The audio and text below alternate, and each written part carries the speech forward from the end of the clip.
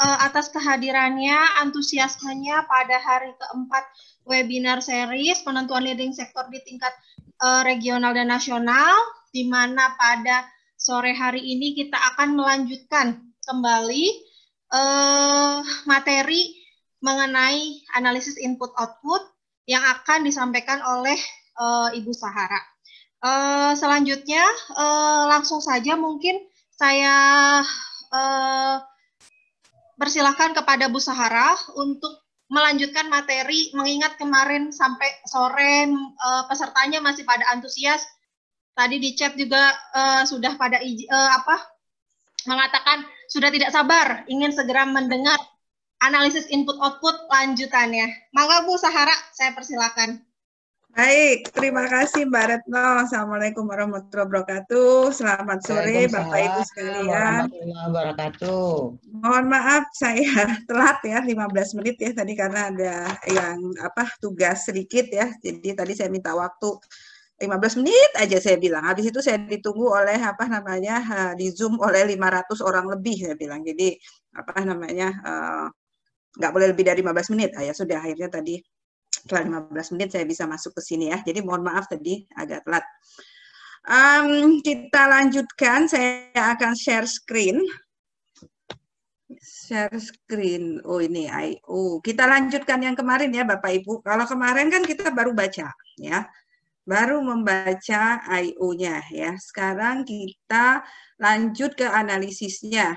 Nah, Retno atau kemarin Dian sudah belum ya? Ada Mbak Mutiara nggak di sini? Di sehingga mahasiswa itu bisa mengulang, maksud saya, apakah sudah di-share link YouTube Departemen IE, no? Karena di situ kan sebenarnya ada videonya untuk bahan I.O. baik bagian 1 maupun bagian 2, sehingga peserta bisa mengulang, dan di situ saya juga menjelaskan menggunakan suara saja ya, dan PPT ya.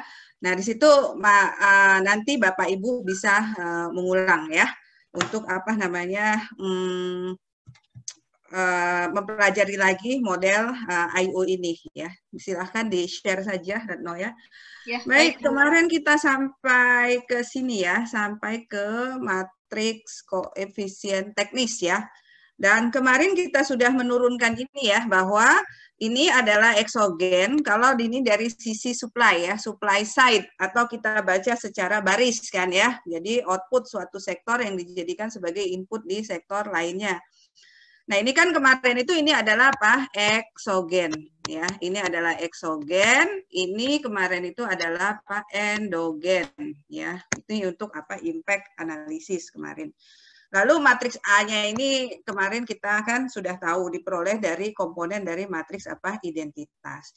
Nah, matriks identitas kemarin kan yang ini. Sebenarnya di I.O. itu kuncinya itu mengerti ini, di matriks identitas, mengerti cara menurunkan ini secara baris. Kalau udah ngerti baris, pasti mengerti juga secara kolom ya.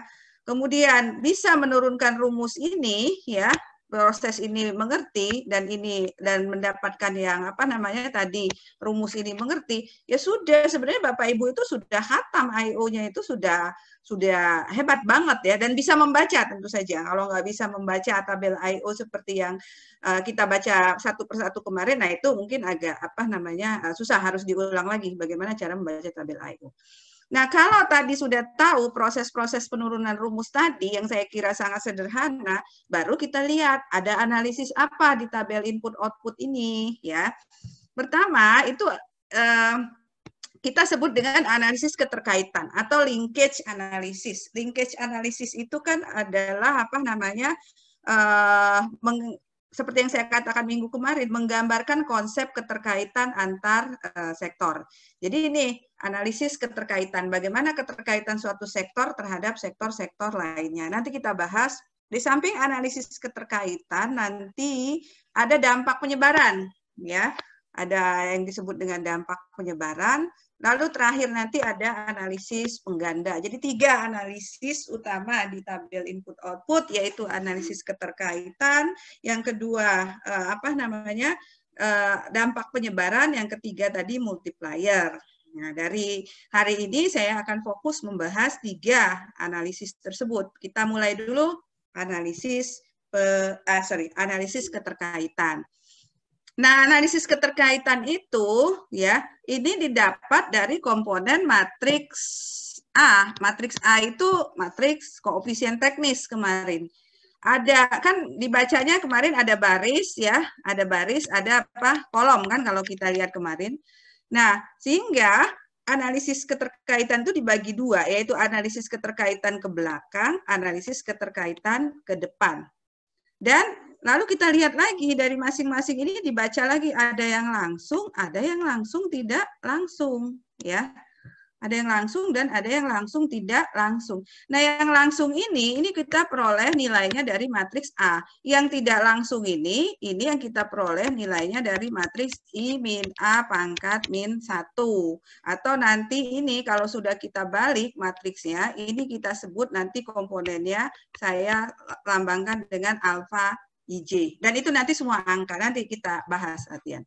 Lalu kemudian keterkaitan ke depan, sama juga. Ada yang keterkaitan langsung ke depan, ada yang keterkaitan langsung dan tidak langsung ke depan. Kita lihat rumusnya. Yang langsung ya, yang langsung dulu. Ini kata kuncinya langsung. Ini apa? Juga langsung. Ya. Kalau kita lihat di situ, langsung semua. Nah, analisis keterkaitan langsung ke depan ini diperoleh dari matriks matriks koefisien teknis. Kemarin sudah kita bahas matriks koefisien teknis kan ada nilai-nilainya ya. Ada nilai, ada A11, ada A12, ada A13, ada apa? 21, A22, A23, ada apa? 31, A32, A33 kemarin. Nah, kan ini kalau ke baris kita jumlahkan, inilah kita sebut dengan keterkaitan langsung ke depan sektor 1. Ya. Kalau kita jumlahkan angka-angka ini secara kolom, inilah kita sebut dengan keterkaitan langsung ke belakang, langsung, ya. Langsung itu berarti belum mempertimbangkan efek multiplier. Artinya, kalau ada kenaikan permintaan akhir 1 miliar, maka output sektor tersebut ya secara langsung akan dialokasikan ke sektor lain itu sekian. Itu berarti keterkaitan ke depan atau keterkaitan ke sektor hilir. Kalau setiap misalnya kenaikan permintaan akhir 1 miliar itu menyebabkan apa? Keterkaitan langsung senilai tertentu, itu berarti apa? Artinya ketika terjadi kenaikan permintaan akhir 1 miliar, maka sektor 1 ini membutuhkan input senilai sekian. Baik, biar nggak bingung, kita balik ke, kita lihat, saya stop share yang di sini. Kita lihat ke Excel, ya. Nah, ini kan yang kemarin yang sudah kita cari, inilah matriks apa? Ini matriks koefisien teknis kan kemarin yang kita cari ya, matriks koefisien teknis, ya.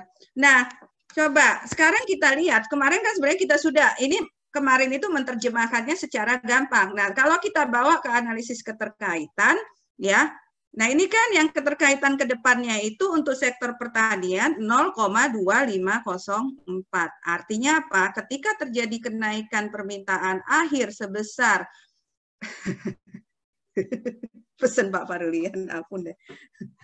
Sorry. Ketika terjadi kenaikan permintaan akhir sebesar apa? 1 miliar rupiah, maka ya secara langsung ya, maka secara langsung output sektor pertanian itu ya yang digunakan oleh sektor lain itu meningkat sebesar 0,2504 miliar rupiah. Dan kalau yang ke belakang ini ya, jadi kalau terjadi kenaikan permintaan akhir sebesar 1 miliar rupiah, maka output sektor pertanian itu membutuhkan input sebesar 0,3275 miliar rupiah. Ini mirip mengartikannya seperti yang sudah kita artikan yang kemarin. Nah, itu yang disebut dengan apa? Keterkaitan langsung. Sektor 2 keterkaitan langsungnya itu 0,4456, kemudian sektor 3 itu 0,3810 keterkaitan langsung ke depan ya. Kalau ke belakang dia 0,4916, yang sektor 3-nya itu 0,2276 ya. Itu untuk mencari keterkaitan ke depan dan ke belakang yang langsung. Sekarang kita lihat yang berikutnya adalah keterkaitan langsung dan tidak langsung. Nah, kalau keterkaitan langsung dan tidak langsung ini diperoleh dari unsur matriks kebalikan Leontief terbuka. Nah, ini langsung tidak langsung ini dia sudah sebenarnya ini juga nanti ini udah multiplier output kita masuknya nanti ya. Langsung dan tidak langsung itu. Karena apa? Seperti yang saya katakan dulu multiplier itu bahwa kalau misalnya ketika terjadi kenaikan permintaan akhir sebesar 1 miliar rupiah ya, misalnya ketika saya kasih contoh waktu itu kan ketika pemerintah meningkatkan pengeluaran untuk sektor pendidikan ya sebesar 1 miliar, maka kenaikan output di sektor-sektor lain itu dan nanti secara total itu akan lebih besar daripada 1 miliar karena kemarin yang sudah saya katakan bekerjanya efek pengganda atau multiplier bahwa ketika dibangun suatu lembaga pendidikan katakanlah kampus di suatu tempat maka tidak hanya berdampak ke sektor pertanian tapi berdampak juga ke sektor penyewaan ya rumah ya kos-kosan kan termasuk penyewaan lalu berdampak juga terhadap meningkatnya warung ya karena mahasiswa butuh makan maka kan di warung ketika warung-warung tersebut menyediakan makanan untuk mahasiswa itu kan bisa menarik perkembangan sektor pertanian pasti dia butuh beras butuh sayur ya butuh sumber protein ikan daging dan sebagainya ya yang dijual di warung tersebut. Jasa fotokopi pun kan akan meningkat ya di situ dan ketika fotokopi meningkat maka industri kertas pun akan meningkat tentu saja itu kaitannya jadi nanti bekerja semua itu tadi ya keterkaitan langsung dan tidak langsung sehingga menghasilkan pendapatan total itu nanti yang lebih besar daripada apa yang telah pemerintah keluarkan. Nah itu yang kita sebut dengan multiplier atau efek pengganda. Nah keterkaitan langsung dan tidak langsung ke depan ya itu sama tadi penjumlahan dari matriks penjumlahan baris dari unsur matriks kebalikan Leontief terbuka. Kalau yang ke belakang itu penjumlahan secara kolom dari unsur matriks kebalikan Leontief terbuka. Kemarin saya sudah ngasih contoh belum bagaimana mencari matriks Leontief terbuka? Sudah belum kemarin? Udah belum, Nok? Kamu hadir nggak, Nok, kemarin, Nok? Belum Bu Sarah. Belum, Bu. Saya hadir, Bu. Belum, Bu. Oh, belum. Baik, kalau belum kita lihat ya. Kan kemarin itu kan, rumusnya kan? Oh, nggak bisa pennya di sini. Nggak bisa pen. Ya, sorry.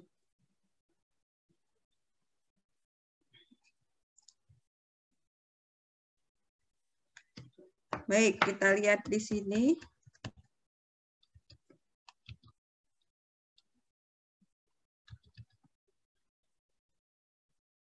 Kenapa ini nggak mau? Kenapa ya? Ya, langsung saja lah di ini ya, Excel-nya ya. Saya ini berikan contoh. Baik. Kan kita tahu bahwa ini yakin ya nggak bisa nulis di sini ya. Kok? Oh ini ada pennya, sorry. Pennya. Nah ini bisa. Ya. Kan kemarin itu kan I min A pangkat min 1.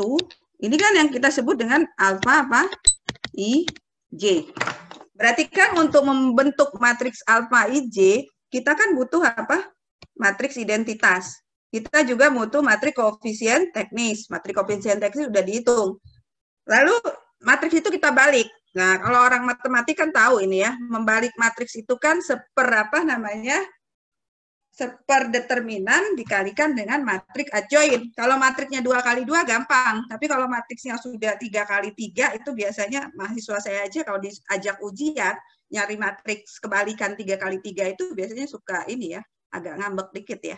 Apalagi kalau 185 kali 185 ya. Nah, makanya perlu kita hitung dengan menggunakan bisa dengan menggunakan Excel, bisa dengan menggunakan yang lain ya.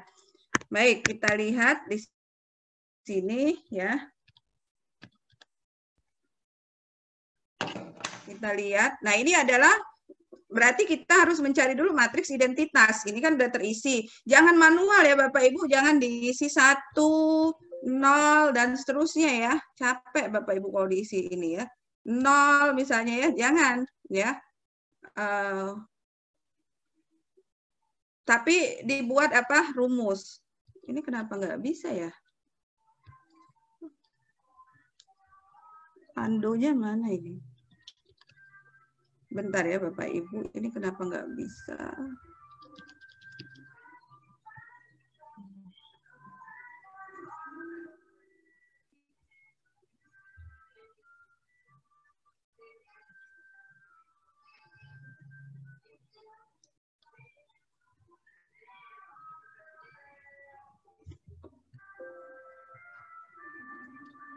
Kok saya nggak bisa ini? Ada yang ngerubah yang di sini? 0. Saya mau ngapus, saya mau nunjukin prosesnya lagi. Bisa. Baik. Nah, kalau dia matriksnya itu nanti Bapak Ibu, kalau ini kan 3 kali 3 gampang. Bapak Ibu mau bikin 1, 0, 0, itu kan mudah banget. 0, ya. 1, lalu kemudian 0, gitu kan matriks Matriks identitas 0, 0, 1, gampang. Ya, kalau 3 kali 3. Tapi kalau udah 10 kali 10, waduh, jangan deh pakai sistem manual tadi ya. Atau apalagi kalau sudah 66 kali 66. Apalagi kalau apalagi kalau 185 kali 185 sektor ya. Kebayang nggak Bapak Ibu bikin 1, 0, 0, 1 sampai 185. Ke bawah juga 1, 0 dan sebagainya.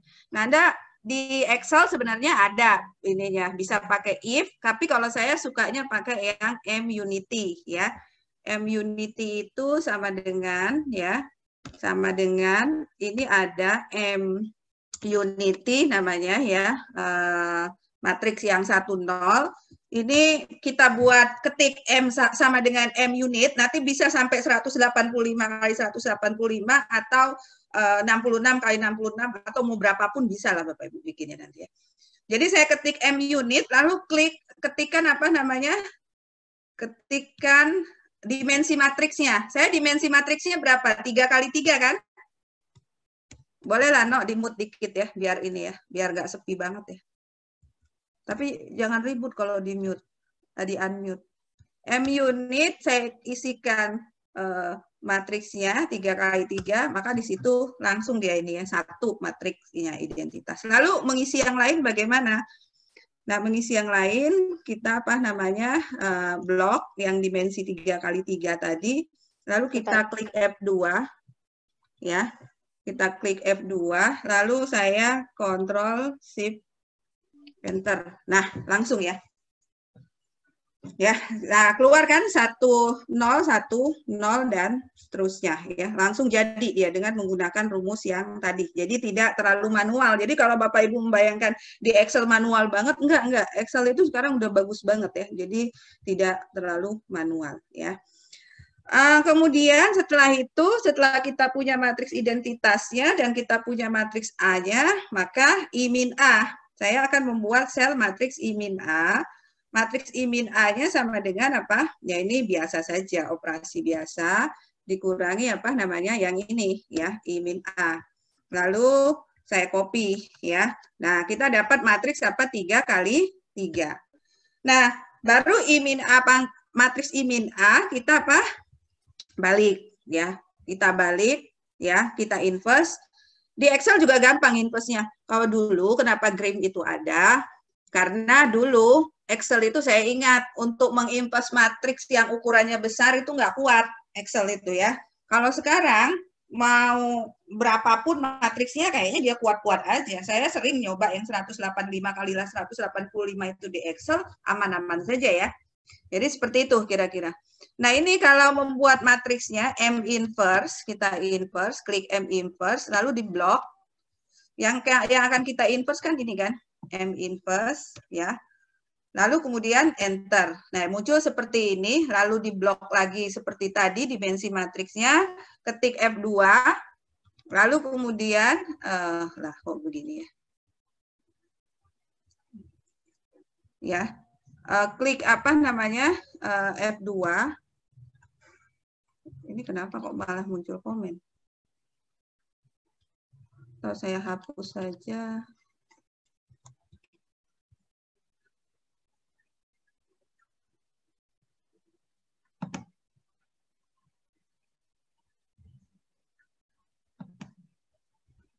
Oke ya, saya ulangin lagi ya. Sama dengan M inverse ya. Kok nggak mau juga dong? Aduh. Inverse.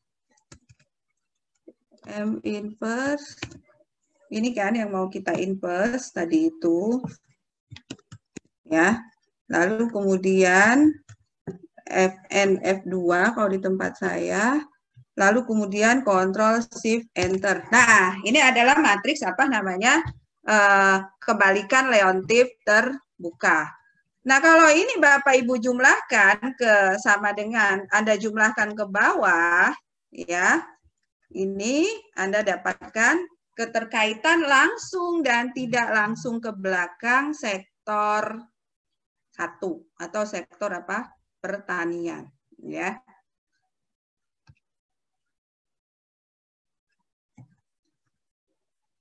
Ya.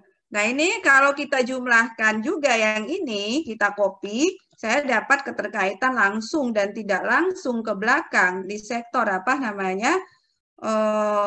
Di sektor 2 itu sebesar 1,77. Ini kalau saya jumlahkan juga, saya dapat keterkaitan langsung dan tidak langsung ke belakang itu senilai 1,345. Lebih tinggi semua dia dari matriks koefisien teknis. Ya iya, karena lebih tinggi semua nilainya dibandingkan dengan keterkaitan langsung tadi, karena memang ini kan sudah memperhitungkan keterkaitan tidak langsungnya juga, ya pasti nilainya lebih besar. Ini kalau saya jumlahkan Bapak Ibu, ya ini saya dapat matriks, saya dapat keterkaitan langsung dan tidak langsung ke depan sektor 1, ya. Dan tinggal di copy saja. Nah ini, ya. Jadi yang 3 kali 3 ini adalah matriks apa? Alpha IJ atau matriks kebalikan Leontief terbuka. Seperti itu kira-kira ya.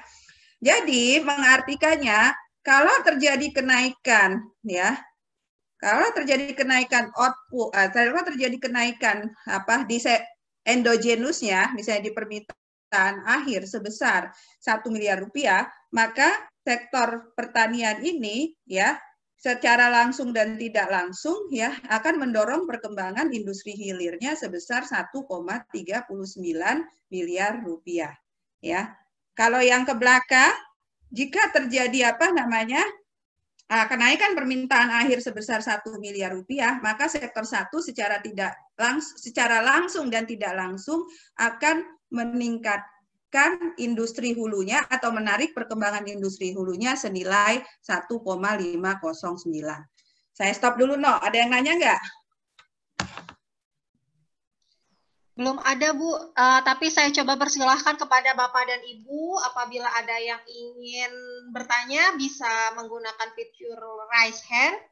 Silahkan Bapak dan Ibu, apabila ada yang masih kurang jelas. Ada yang mau ditanyakan nggak? Proses mencari matrik kebalikan Leontief.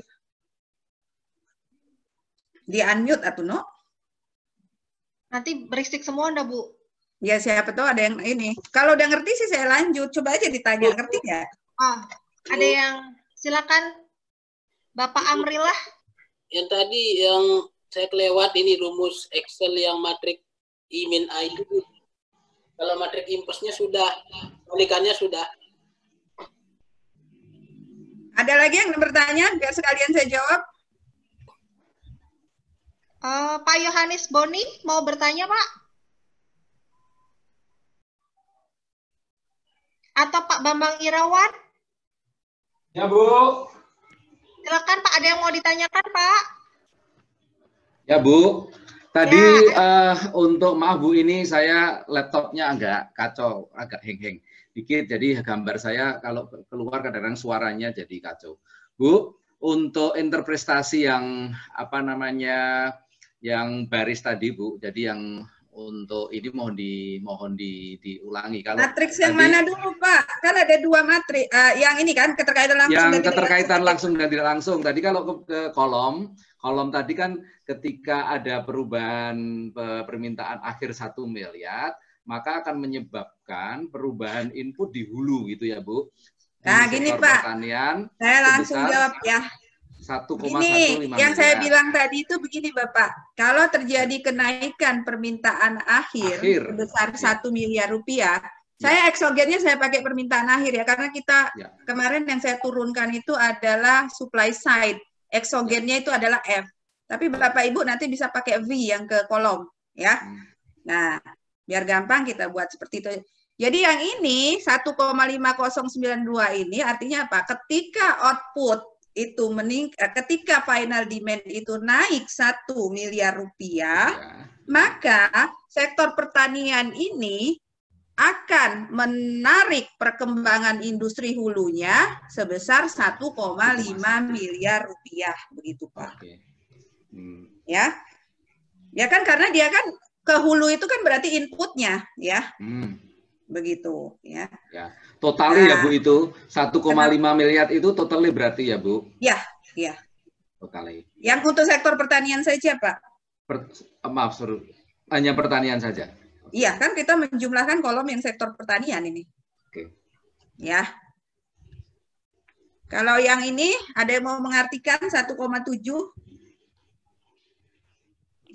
Ini ada yang raise hand. Ada peningkatan final demand sebesar 1 miliar rupiah akan menarik perkembangan sektor industri hulunya sebesar 1,7 miliar rupiah. Ya.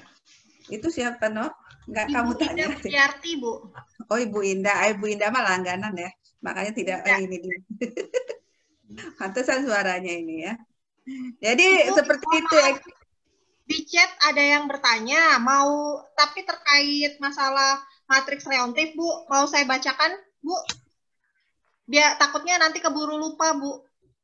Boleh ya. Boleh. Apa sih yang nggak boleh? Baik, terima kasih Ibu.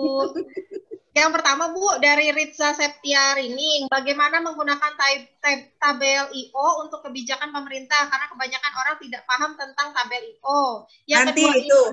Nanti. Yang kedua, ini kaitannya dengan tabel matriks kebalikan Leontief. Dari Ibu Tita Rosi, kenapa tidak disebut matriks kebalikan Leontief saja, ada kata-kata terbuka gitu Bu? Karena nanti ada yang tertutup. Jadi ada terbuka, nanti ada tertutup. Terbuka. Begitu. Jadi yang saya pakai ini yang terbuka dulu deh ya. Baru nanti kita lihat yang tertutup ya. Begitu. Baik, Bu. Nah, tadi yang Bapak yang bertanya, yang tadi yang ngomong sebelum Pak Bambang tadi itu, beliau nanyanya cara mencari matriks yang mana ya? Matriks I-A atau matriks yang ini? Matriks I-A-nya Bu. Langsung tidak langsung. Matriks I-A-nya. Iya. Oh, I-A-nya ini Pak, ini kan kita punya matriks identitas 3x3. Ini kita punya matriks A, yang atasnya ini kan 3x3. Ya udah dikurangin aja Pak.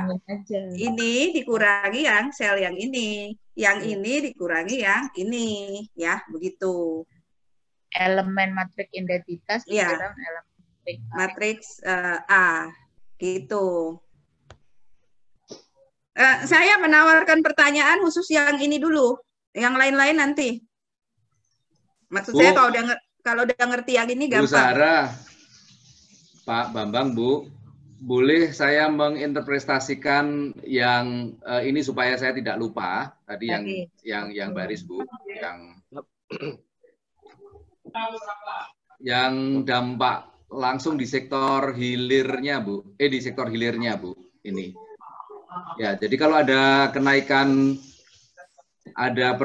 kenaikan permintaan saat akhir 1 miliar rupiah, maka akan menyebabkan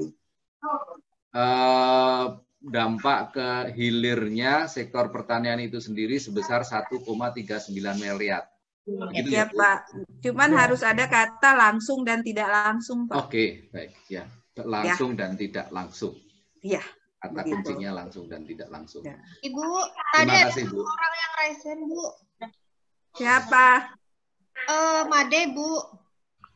Pak Made, mangga Pak Made. Iya Bu, terima kasih Bu Saras. Terima kasih Mbak Eno. Sebenarnya pertanyaan saya di luar pembuatan matriks sih Bu, kalau memang kalau di luarnya nanti aja Pak. Oke, baik, saya tunggu di akhir Bu. Mas Made dari mana? Saya muridnya Ibu di IPB. Dari ya Allah. Made Joger Bu, Made Joger. Oh ya Allah. Pantesan. Enggak, saya copy link manggilnya Mbak No. Kalau manggil Mbak No itu berarti sudah familiar ya. Biasanya orang taunya Mbak Retno ya. Saya unmute kembali ya Bu, silakan dilanjutkan. Balikan aja ke Kak Yuni lagi ya. Iya, sama Kakak aja. Ya.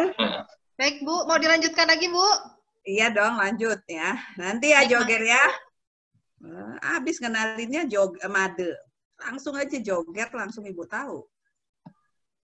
Oke. Nah ini ya, Bapak Ibu, berarti kan rumus ini udah kan? Ya.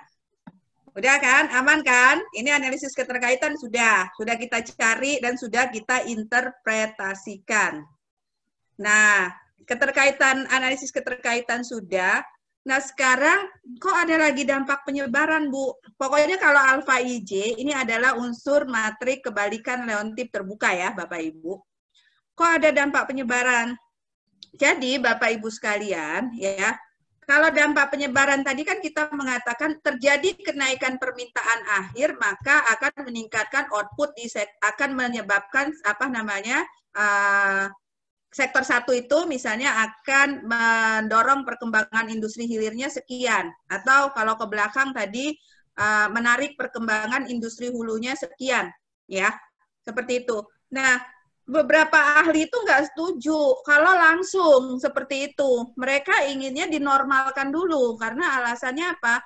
Kan permintaan akhir di masing-masing sektor itu berbeda dong, sehingga nggak bisa dibandingkan, mereka bilang, kalau hanya menggunakan konsep analisis keterkaitan langsung dan tidak langsung saja, seperti itu kira-kira ya. Kan kemarin kita sudah membahas bahwa di sektor padi saja konsumsi itu kan 0, sementara di sektor lain konsumsi itu tinggi. Jadi mereka bilang kalau kita langsung menggunakan konsep keterkaitan langsung dan tidak langsung tadi, itu membandingkannya mereka bilang tidak apple to apple, kenaikan antar sektor tadi itu. Sehingga mereka mengatakan ini perlu dinormalkan, ya. Dinormalkannya pakai apa? Dinormalkannya dengan menggunakan jumlah dibagi dengan jumlah seluruh elemen yang ada di matriks kebalikan Leontief, ya, terbuka tadi, dikalikan dengan N, ya. Jadi ini kalau kita lihat, Bapak Ibu perhatikan, koefisien penyebaran ini sebenarnya keterkaitan langsung dan tidak langsung ke depan atau ke belakang yang dinormalkan atau apa? Pertanyaan saya itu. I sama dengan 1N ini keterkaitan langsung dan tidak langsung ke depan atau ke belakang yang ini? Ini, itu sebenarnya keterkaitan langsung dan tidak langsung ke depan atau ke belakang? No, di-unmute, no. Ada yang mau jawab nggak? Depan dan ke belakang, Bu, ya? Belakang. Hah? Yang saya merahin itu? Kedua-duanya ya, Bu, kelihatannya itu. Ke belakang. Ke belakang. Nanti saya mau nanya yang ini juga. Belakang. Nah, Ya Allah, ya. Ini ke Belakang. depan. Nah, di unmute no, anak bimbing saya banyak loh yang pakai IO di sini. Ada Linda tuh. Nah, di unmute semua dulu no. Linda ada nggak hari ini? Mbak Linda. Udah di unmute. Sebentar, Bu.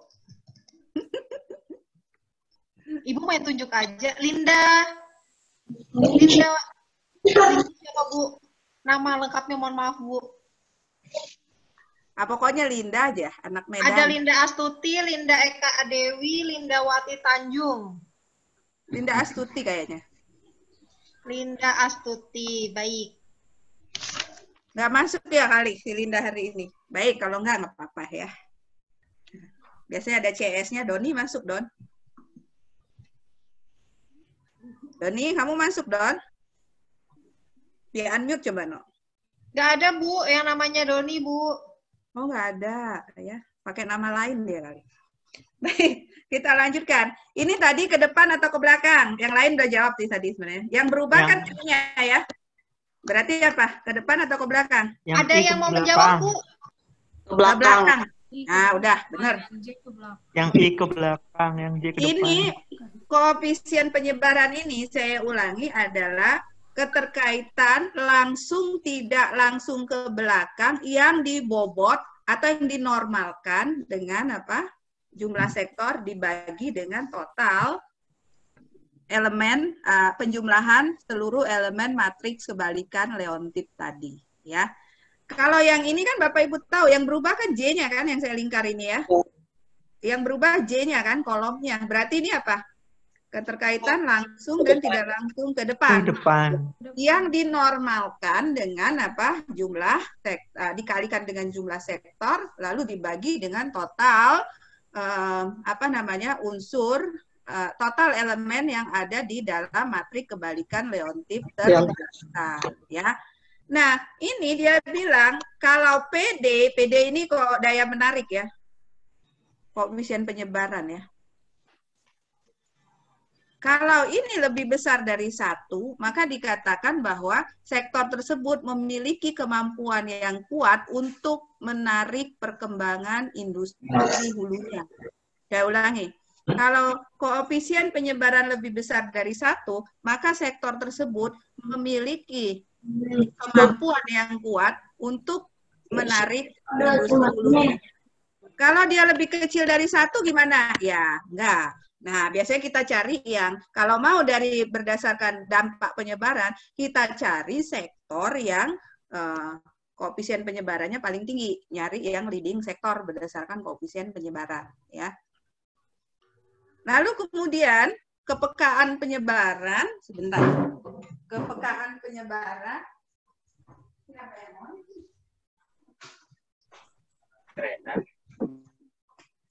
kepekaan penyebaran, ya, ini SD, ya,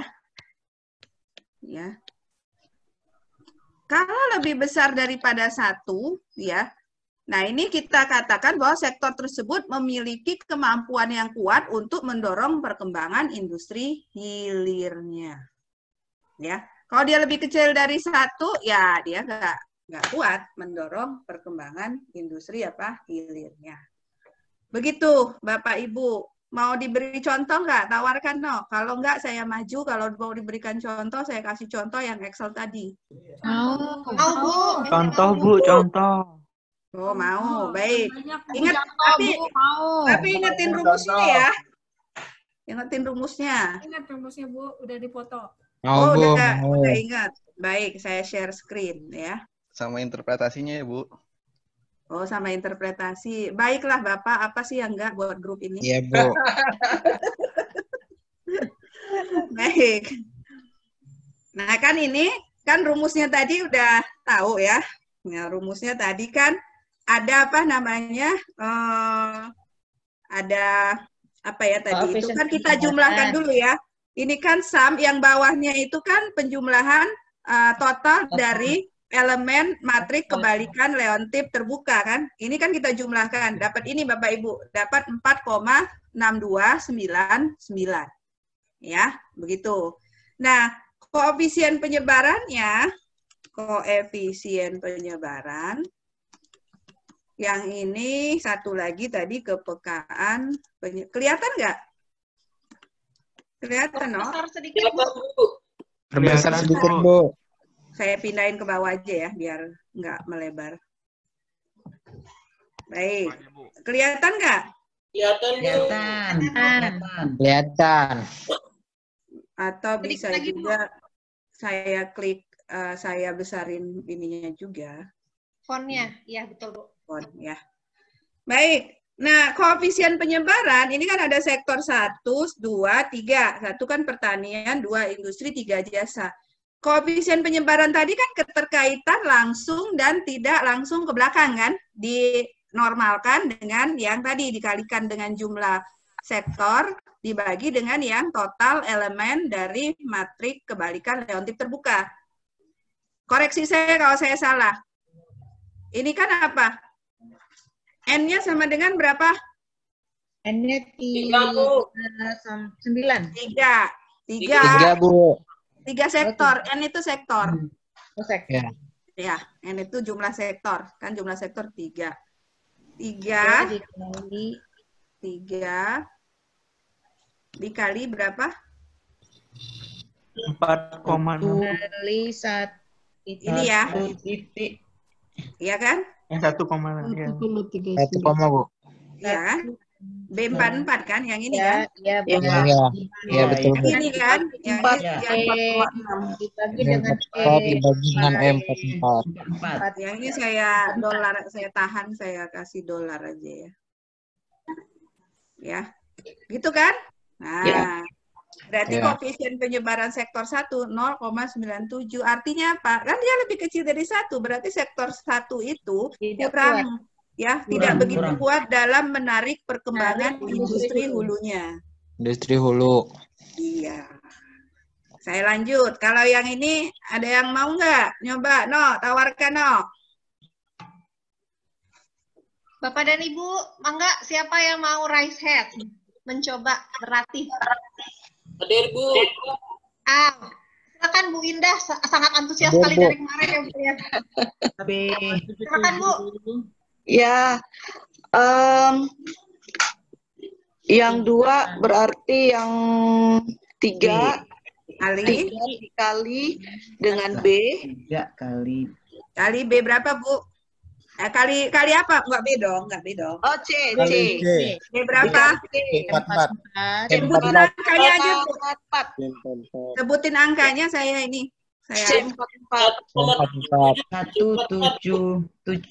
Dibagi dengan E 44. Nah, dapat 1,14. Berarti kan SD-nya koefisien penyebaran sektor 2 lebih besar daripada 1. Berarti kalau ditanya sektor mana yang kuat menarik perkembangan industri hulunya, ya sektor 2. Sektor 2. Begitu. Yang ini gampang ya. 3, bisi ada yang baru lihat. 3 kali ini kan. Dibagi apa? 4 kali B44. Dibagi lemah aja ya. Dalam menarik perkembangan industri. kurang menarik. Dalam menarik perkembangan industri hulunya. Nah, sekarang kepekaan penyebaran nih. Sudah ada yang raise hand, Bu? Ya, silakan. Boleh, Bu? Boleh, atuh. Sekarang Pak Alpon sudah. Enggak apa-apa ya, Pak Alpon. Saya persilakan ke Ibu, Bapak ini ke Abdillah Fahmi. Silakan Pak, atau Ibu ya? Monggo Bapak atau Ibu, silakan. Saya dipandu. Iya, saya Ibu. Oh iya, maaf Bu. Enggak, Bu. Oke, untuk kepekaan penyebaran sektor pertanian berarti 3 dikali 1,33 atau E41. Oke. 39.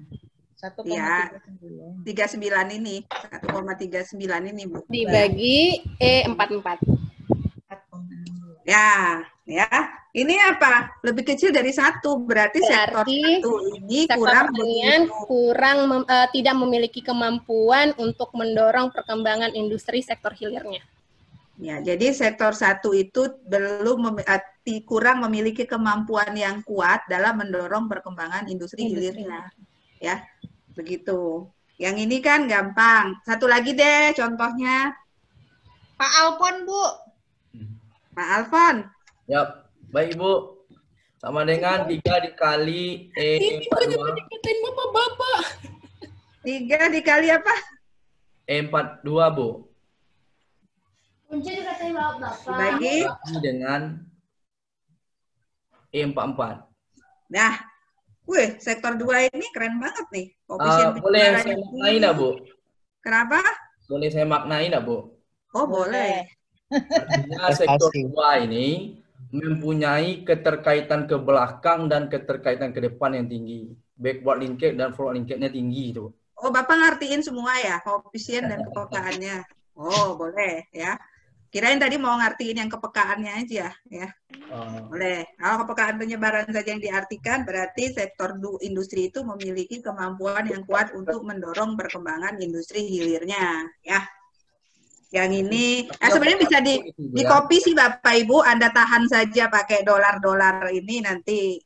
Udahlah itu kalau Pak Made tadi itu udah lebih jago daripada saya ya. Tahan ini aja. Jangan ini ya Bapak Ibu, jangan manual kayak saya ini ya. Tapi pakai rumus dong, ya. Ya. Di apa namanya? Sehingga bisa langsung Bapak Ibu kopikan nanti itu ya.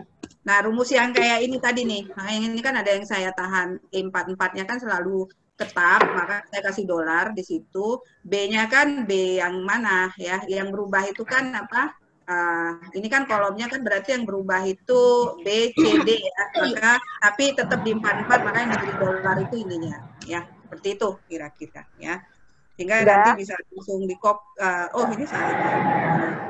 Sehingga nanti apa namanya B44 C44 ya harusnya itu ya nanti. Sehingga nanti bisa langsung apa di copy. Seperti itu Bapak Ibu. Gampang nggak? Ya. Ya. Gampang. Ya, menyenangkan kan kalau sudah tahu prosesnya ya. Karena biasanya orang kalau belajar I/O itu langsung dikasih grim, udah dia nggak akan ngerti proses seperti ini. Tapi kalau misalnya tahu proses seperti ini, ya, saya membangun logika berpikir ya, seperti itu. Nanti kalau Bapak Ibu itu ketemu softwarenya untuk menganalisis ini udah gampang banget karena Bapak Ibu udah tahu prosesnya seperti yang tadi itu ya. Kira seperti itu. Oke, selanjutnya ini kenapa nggak otomatis ini ya? Dia harus di ini dulu. Dia harus di apa namanya? Dihapus dulu ya. Baik. Nah, sekarang kita lanjutkan ya. Kita lanjutkan. Nah, sekarang analisis pengganda multiplier ya. Analisis pengganda atau multiplier mencoba melihat apa yang terjadi terhadap variabel endogen ya. Variabel endogennya itu apa? X-nya kan? X itu kan output kan, ya. Output sektoral akibat terjadi perubahan eksogen. Nah, eksogennya kan ini, ya. Lagi-lagi rumus ini tuh penting banget dalam apa? Analisis input output. Ini eksogen kalau dari baris tadi atau dari supply side. Ini yang apa? Endogen. Maka ini, ya. Analisis angka pengganda tadi mencoba melihat apa yang terjadi terhadap variabel endogen, yaitu output sektoral, apabila terjadi perubahan variabel eksogen seperti permintaan akhir. Permintaan akhir kemarin itu kan ada apa? C, I, G, X. Ya. Jadi kalau terjadi perubahan di C, I, G, X, kita bisa melihat dampaknya terhadap X. Nah, perubahan variabel eksogen, konsumsi, investasi, pengeluaran pemerintah, ya, ini dampaknya terhadap variabel eksogen, ini tadi tuh bisa kita lihat dari analisis multiplier. Nah, analisis multiplier itu ada 3. Ada multiplier output, ada multiplier pendapatan, ada multiplier tenaga kerja. Ya, ini rumusnya, ini gampang Bapak Ibu. Kalau seperti yang kita lakukan tadi saja ya, itu maksudnya jangan terlalu melihat rumus yang seperti ini langsung mundur. Enggak, ini gampang banget. Bahasanya juga bahasa matriks sederhana seperti yang kita lakukan tadi, enggak susah. Ya, ini kan ditulis dalam bentuk persamaan matematis saja ya. Tapi kalau dibaca pelan-pelan seperti tadi itu gampang banget. Baik, output ini ya, multiplier output itu, jika ada tambahan final demand sebesar Rp1 di satu sektor tertentu, katakanlah sektor I, maka berapa besar tambahan output di sektor tersebut ya. Bisa juga kita bisa melihat tidak hanya di sektor tersebut, tapi juga di sektor-sektor lain. Misalnya jika terjadi tambahan final demand di sektor I, itu akibat konsumsi investasi tadi, maka tambahan output di sektor I, ya, I itu kan tadi kalau kita 3 kali 3 sektor itu bisa dilihat. Lalu ada multiplier pendapatan. Nah, nanti saya jelaskan bedanya. Jika ada tambahan final demand sebesar Rp1 di satu sektor tertentu, katakan sektor I, kita tertarik untuk melihat berapa besar tambahan pendapatan rumah tangga di sektor tersebut. Nah, pendapatan rumah tangga itu yang kita sebut tadi dengan pendapatan rumah tangga tadi itu upah gaji, ya, yang kemarin itu ada di kuadran ketiga, upah gaji tersebut, ya. Jadi tambahan final demand di sektor I, ya, ini akan menjawab tambahan output di sektor I. Lalu nanti tambahan pendapatan terhadap rumah tangga itu berapa, ya. Kalau multiplier tenaga kerja itu jika ada tambahan final demand sebesar Rp1 ya di sektor tersebut, maka berapa besar tambahan penyerapan tenaga kerja di sektor tersebut, ya. Jadi Rp1 tambahan final demand di sektor I akan menyebabkan tambahan output di sektor I akan menyebabkan apa? Tambahan penyerapan tenaga kerja. Nah, Bu, kalau kita menentukan leading sektor, mungkin ada pertanyaan, apakah kita menentukan yang multiplier outputnya paling tinggi, multiplier pendapatannya paling tinggi, atau multiplier tenaga kerjanya paling tinggi? Idealnya, tiga-tiganya. Tapi kalau nanti Bapak Ibu menganalisis tabel input output, pasti ada trade off. Outputnya tinggi, multiplier outputnya, tapi multiplier pendapatannya misalnya tidak terlalu tinggi. Ya, demikian juga nanti multiplier tenaga kerja ya. Kalau kita bisa dapat semuanya tinggi itu udah sektor itu yang dikembangkan. Tapi kalau hanya salah satu saja yang tinggi, nah ini tadi decision maker itu bisa memilih. Kalau fokus Bapak Ibu fokus kepada pertumbuhan, saran saya pilihlah, bukan saran saya sih, dari literatur itu pilihlah sektor yang multiplier outputnya paling besar. Kalau Bapak Ibu fokus kepada penyerapan tenaga kerja, maka kembangkanlah sektor yang multiplier tenaga kerjanya itu paling tinggi.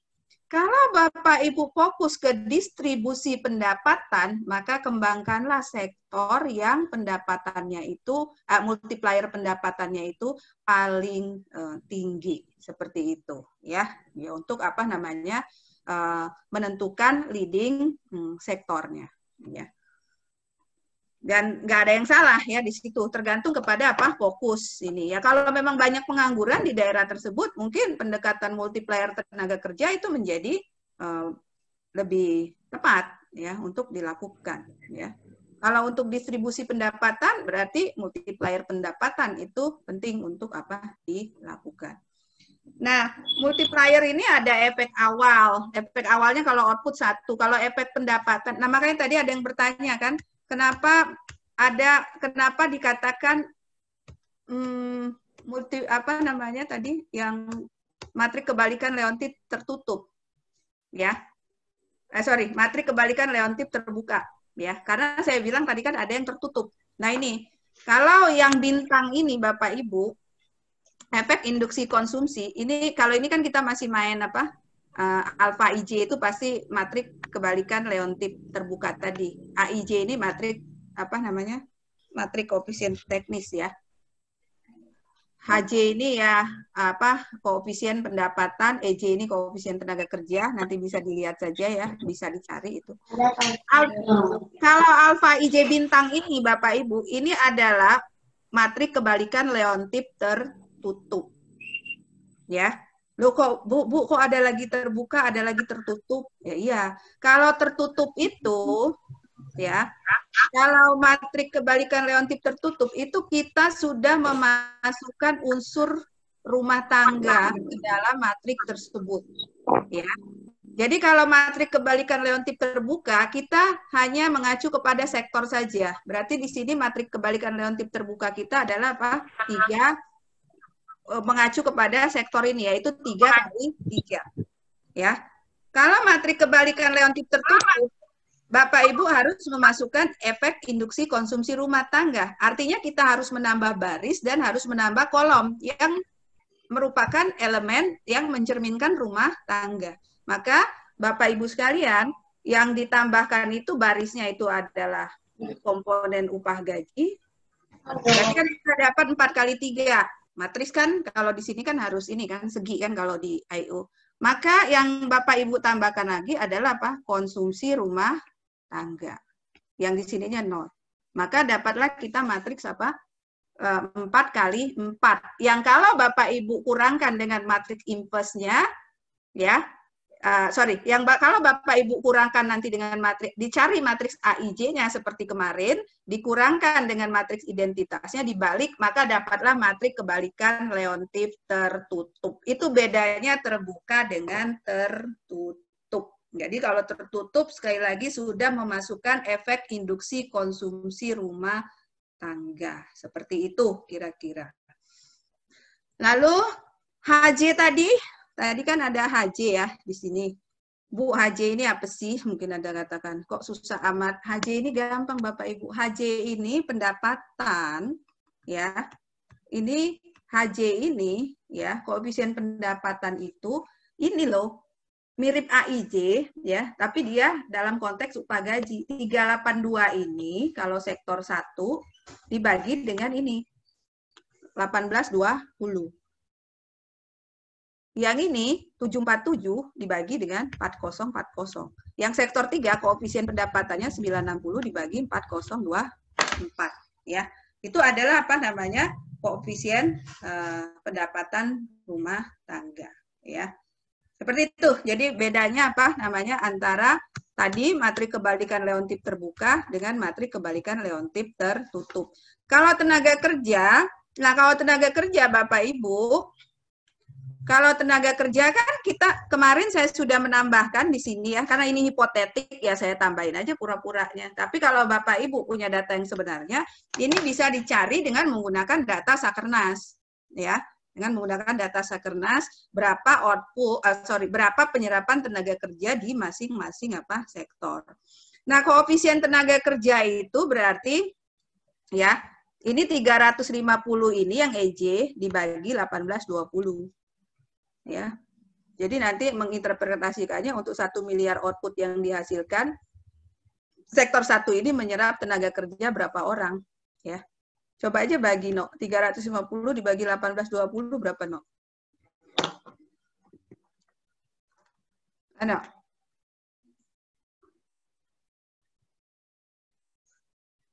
Udah, no? 350 dibagi 1820. 1820. 0,19, Bu. 0,19 ya. Kalikan dengan, karena kita satuannya miliar, kalikan dengan 1 miliar ya. Jadi ya, atau kalau mau langsung untuk 1 miliar output yang dihasilkan ya, maka dia hanya bisa menyerap 0,119. Berarti kalau 1.820 miliar tinggal dikalikan saja berapa yang dia serap penyerapan tenaga kerja tersebut. Seperti itu kira-kira. Nah, ini itu EJ ya. Nah, yang lain-lain bisa Bapak Ibu cari ya pakai rumus ini ya. Rumus ini, dan ini. Ya, gampang kok ya. Nah, ini yang sudah kita bahas tadi, matrik koefisien teknis, nggak perlu lagi. Matrik identitas, saya juga tadi sudah perintah di Excel tadi yang M-unit, ketik dimensi matrik, dibuat ring dimensi matrik, lalu klik F2, lalu Ctrl Shift Enter, langsung jadi matrik identitas. Lalu matriks IMIN A-nya juga, IMIN A-nya gampang kan tadi. Lalu matrik inverse-nya juga yang Leontip terbuka sudah saya berikan juga contoh perintah di Excel, M inverse, klik matrik yang akan di inverse buat ukuran matrik, lalu kemudian F2 ya, bukan FE ya itu ya, F2, lalu Ctrl Shift Enter ya, seperti itu. Nah, lalu kemudian kita lihat sebelum ke sini, loh kok nggak ada contoh nilai ininya, no? Nggak ada contoh nilai multipliernya sih. Di sini kok nggak ada contoh nilai multipliernya ya? Sebentar. Saya salah file nggak ya? Oh, sebentar Bapak Ibu. Harusnya ada ya contohnya. Nggak ada juga. Tadi saya sudah menyiapkan ya contohnya, kok hilang ya? Berarti nggak ke-save ya tadi ya. Anyway, nggak apa-apa ya. Apa namanya, itu bisa dicari kok ya. Nanti menginterpretasikannya kan berarti misalnya sektor 1, kalau multiplier tenaga kerja itu menyerap tenaga kerja sekian orang. Ya, seperti itu kira-kira. Baik, kita lihat di sini tabel I.O. Indonesia tahun 2010. Nah ini kenapa ini penting saya sampaikan ya Bapak Ibu, karena besok kan computable general equilibrium dengan BUID ya. Data dasar dari computable general equilibrium itu adalah apa namanya tabel input output. Nah, tabel input output yang mana? Bapak Ibu sekalian, tabel input output itu ada beberapa versi yang dikeluarkan oleh BPS. Kalau yang tahun 2010 itu ada yang disebut dengan transaksi total atas dasar harga pembeli, lalu ada tabel transaksi total atas dasar harga dasar, lalu transaksi domestik atas dasar harga dasar. Nah ini tiga-tiganya yang mana Bu yang dipakai di CGE untuk mengkonstruk database di computable general equilibrium? Ya tiga-tiganya ini. Malah satu lagi harusnya, matrik impor. Tapi kalau impor gampang. Impor itu tinggal kita apa namanya? Tinggal kita kurangkan saja yang total ini dikurangi dengan yang apa? Domestik. Itu langsung dapat apa namanya? Tabel impor. Nah, biasanya 4 tabel itu yang kita perlukan.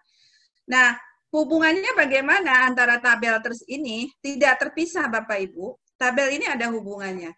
Kalau ini yang kita lihat dulu dari harga pembeli, makanya kemarin saya katakan Bapak Ibu kalau dikasih BPS tabel I.O. itu jangan langsung happy dulu, lihat dulu dia tabel yang mana yang diberikan itu. Kalau diberi oleh BPS tabel tiga-tiganya, ya alhamdulillah. Tapi kalau enggak, tolong dilihat tabel mana yang versi mana yang Bapak Ibu dapatkan itu, karena nanti apa namanya agak sedikit berbeda nanti ketika Anda menginterpretasikan hasilnya nanti itu ya, karena ini ada harga pembeli, ada harga apa? Dasar. Lalu Bu, ini ada transaksi total, ini ada transaksi domestik. Makin bingung kan? Nah, biar nggak bingung gini loh. Transaksi total itu ya, saya mau buat dari transaksi total dulu ya. Transaksi total itu Bapak Ibu sekalian ya. Saya mau ini kan ke sini ya. Balik lagi ke sini.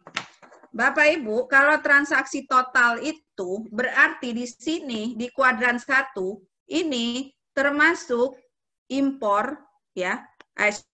Termasuk bahan baku atau input antara yang diperoleh di wilayah itu sendiri maupun yang diimpor. Jadi kalau total 129 ini kita nggak tahu berapa yang dihasilkan di wilayah itu, yang 129 ini, dan berapa yang impor. Ya. Yang industri 243 ini juga, ini termasuk apa? Input, termasuk produk yang dihasilkan di wilayah itu sendiri, maupun di wilayah apa namanya lain, atau impor. Maka biasanya di tabel I.O. itu, Bapak Ibu, yang domestik nanti, ini total ya, kalau yang ini total. Kalau yang domestik, Bapak Ibu, beda total dengan total versus domestik dulu ya. Total versus domestik.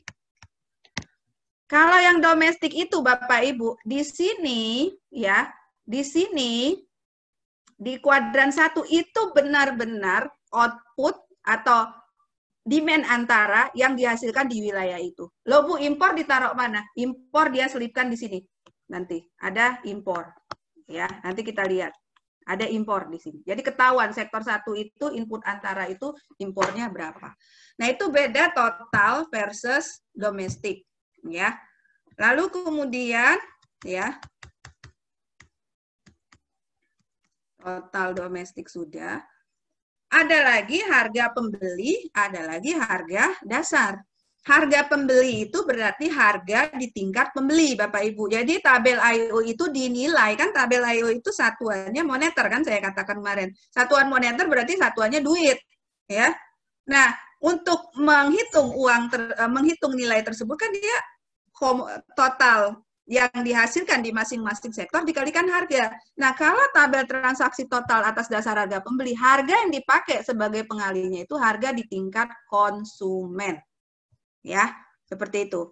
Nah, kita kan tahu bahwa harga di tingkat konsumen berbeda dengan harga di tingkat produsen. Bahwa untuk memindahkan barang dari produsen ke konsumen, itu kan ada komponen margin perdagangan dan transportasi, ya. Jadi ada margin perdagangan, ada biaya transportasi, ya. Jadi nggak mungkin harga di produsen sama dengan harga di pembeli, karena kan itu tadi, ada komponen margin perdagangan dan biaya angkutan tadi. Itu bedanya. Nah, harga dasar ini apa? Kalau dulu BPS ini mengatakannya harga produsen. Tapi sekarang di 2010, ini harga dasar yang konsep yang dia pakai. Harga dasar itu harga keekonomian. Ya. Harga keekonomian barang dan jasa di tingkat produsen sebelum adanya intervensi pemerintah terkait pajak dan subsidi. Jadi belum memasukkan komponen pajak dan subsidi. Itu yang disebut dengan harga dasar. Ya. Nah, pengalinya itu harga dasar itu. Ya. Jadi itu bedanya Bapak Ibu sekalian. Cirinya yang hubungannya ya, kalau tabel transaksi total di atas dasar harga pembeli itu mengandung komponen margin perdagangan dan biaya angkutan ya. Nah, ini kalau dikurangkan, dia kurangkan dengan margin perdagangan dan biaya angkutan, dikurangi pajak, itu dapat transaksi total atas dasar harga dasar. Dikurangi impor yang saya katakan tadi, itu dapat tabel transaksi domestik atas dasar harga dasar. Seperti itu.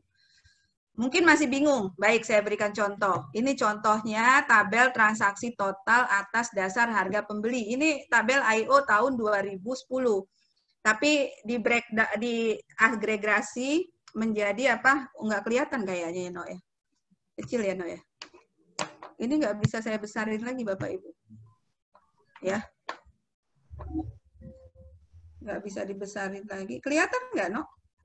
Kelihatan sih Bu, tapi memang kecil. Tapi kan nanti ada ulangannya Bu, sama dapat bahannya, jadi bisa diulang lagi Bu. Baik. Nah Bapak Ibu, ini tabel judulnya tabel transaksi total loh. Atas dasar harga apa? Atas dasar harga pembeli. Nah ini yang saya katakan tadi. Tolong baca judulnya, jangan langsung melihat angka-angka di tabel IO tersebut. Baca judulnya. Ini sama kayak mahasiswa saya. Kalau ujian itu langsung ngerjain soal. Saya bilang hati-hati, jangan dulu dikerjakan soalnya. Kamu lihat dulu perintahnya itu apa. Jangan-jangan nggak seluruh soal yang minta dikerjakan ya. Jadi itu kenapa perlunya apa? Melihat judulnya dulu ya. Nah ini kalau kita lihat ada 6 sektor ya. Ada 6 sektor ya. Kemudian ini berarti juga ada apa namanya hasil pertanian, ini industri 6 sektor juga 2, 3, 4, 5, 6. Ini adalah apa namanya 6 kali 6 di situ ya. Lalu kemudian ini konsumsi rumah tangga, konsumsi pemerintah, pembentukan modal tetap bruto, perubahan inventory, ekspor barang dan jasa. Nah ini berarti ini adalah komponen apa namanya kuadran kedua. Yang di sini itu berarti kuadran ke 1 kemarin itu ya. Nah, Bapak Ibu sekalian, di samping kuadran ini, BPS itu nanti juga menyediakan space yang ini ya, margin perdagangan. Ada juga impor sih, tapi udahlah kalau impor yang di sini impor barang jadi ya. Ada pajak dikurangi subsidi ya. Nah ini yang penting, ada margin perdagangan dan biaya apa? Angkutan. Nah, kalau di tabel transaksi total atas dasar harga pembeli, cirinya di sini tuh pasti ada isi margin perdagangan dan biaya angkutan Bapak Ibu. Pasti dia ada isi, ya. Kalau saya biasanya lihat judul, lihat sana, oh ya udah benar, ini berarti tabel transaksi total atas dasar harga pembeli karena dia mengandung komponen margin perdagangan dan biaya apa? Angkutan. Seperti itu kira-kira ya. Nah, itu total. Nah, kalau total, kan saya katakan tadi bahwa di kuadran 1 yang total ini dia mengandung komponen impor juga, ya. Ada komponen impor di sini. Ini nanti dicirikan juga yang transaksi total ini, total impor di sini kosong. Nah, ini yang saya bilang diselipkan tadi. Kosong karena disebar ke sini. Tapi akhirnya kita nggak tahu berapa hasil pertanian itu yang impor dan seterusnya. Ya. Saya lanjut lagi biar lebih mengerti lagi. Nah, tabel transaksi total atas dasar harga dasar. Total. Kalau total berarti apa namanya? Harga dasar berarti dia menghitungnya harga di tingkat apa? Produsen tadi, ya, sebelum dilakukan intervensi pemerintah. Cirinya Bapak Ibu, margin perdagangan dan pajak kurang subsidi, margin perdagangan ini kosong. Nah, ini kan kosong. Ya. Itu transaksi total. Impornya karena dia total, impornya juga masih kosong. Nah, bisa kelihatan. Sekarang kalau tabel transaksi domestik atas dasar harga dasar, nah domestik harga dasar, harga di level produsen, harga keekonomian sebelum diintervensi, jelas tadi margin perdagangannya kosong di sini, ya. Tetapi bedanya Bapak Ibu, sekarang kan ini kuadran, sekarang itu Bapak Ibu lihat impornya sudah berisi di sini. Impor di sini kan sudah berisi ya. Ya. Artinya apa? Nah, di sini itu pasti ada pengurangan karena kan tadi yang ini, yang di sini Bapak Ibu, yang di sini itu hanya mencerminkan apa namanya? Permintaan antara untuk barang dan jasa yang dihasilkan di wilayah itu sendiri. Makanya disebut domestik. Seperti itu kira-kira, ya. Nah, yang impornya di sini, berarti hasil pertanian ini input antara yang diperoleh dari impor itu sebesar 24. Ya, satuannya apa ya ini? Triliun kayaknya. Ya, satuannya harus uang ya. Katakanlah triliun ya. Nah, hasil industri pengolahan ini berarti input yang diperoleh impor, bahan baku yang diimpor itu senilai 503. Untuk yang apa? Barang lainnya yang diimpor 202 dan seterusnya. Nah, bagusnya tabel transaksi domestik ini kita bisa tahu sektor mana yang ketergantungan impornya itu paling tinggi. Ya. Nah, kalau kita mau analisis substitusi impor, biasanya saya bilang pakai tabel transaksi domestik ya. Pakai tabel transaksi domestik ya, karena di situ impor itu jelas kelihatan ya. Jadi seperti itu, Bapak Ibu, tabelnya yang apa namanya di tabel input output. Bu, saya harus pakai tabel yang mana? Anda bilang tabel transaksi total, tabel atas dasar harga pembeli, atas dasar harga dasar, atau boleh yang mana saja, tergantung kepada Bapak Ibu sekalian. Nggak ada yang salah, ya. Tapi harus tahu alasannya. Kalau tadi Bapak Ibu ingin melihat kemungkinan substitusi impor, sektor mana yang banyak impor, mau melihat kemandirian wilayah tersebut, saya bilang pakai tabel transaksi domestik. Karena di sana ketahuan berapa impor, berapa yang dihasilkan di domestik itu sendiri. Ya. Kalau Bapak Ibu tertarik dengan margin perdagangan dan biaya yang angkutan berapa, dan di level pembeli, ya udah pakai harga apa pembeli. Ya, seperti itu cara penggunaannya. Nah, terakhir, nah ini ada asumsi-asumsi model I/O. Yang pertama itu keseragaman, bahwa dia prinsipnya output yang dihasilkan secara tunggal, tidak memperhitungkan produk sampingan, ya. Lalu kemudian kesebandingan ya, bahwa dia fungsi produksinya linier, ya. Padahal kan dalam kenyataan tidak semua fungsi produksi itu linier, ya. Lalu tidak memasukkan adanya constraint sumber daya dalam produksi. Nah ini yang di orang CGI nggak suka itu ini, ya. Jadi di I/O ini diasumsikan elastisitas faktor produksi itu tak hingga. Artinya apa? Kalau kita orang ekonomi, ya, elastisitasnya itu tak hingga itu berarti berapapun sektor-sektor tersebut mau berproduksi, sumber daya itu diasumsikan selalu ada. Input itu selalu diasumsikan ada. Tidak ada constraint. Padahal di awal orang ekonomi kan bilang bahwa kita menghadapi kelangkaan sumber daya. Berarti ada dong constraint, yaitu kelangkaan sumber daya. Seperti itu. Ya. Nah, dan kalau di computable general equilibrium, itu sudah ada constraint-nya bahwa rumah tangga menghadapi apa constraint-nya itu adalah income. Saya kan contohnya apa? Saya kan pengennya apa? Libur ke luar negeri. Saya kan pengen makan enak. Saya kan pengen nggak perlu kerja tapi bisa kemana-mana, ya. Cuman kan apa?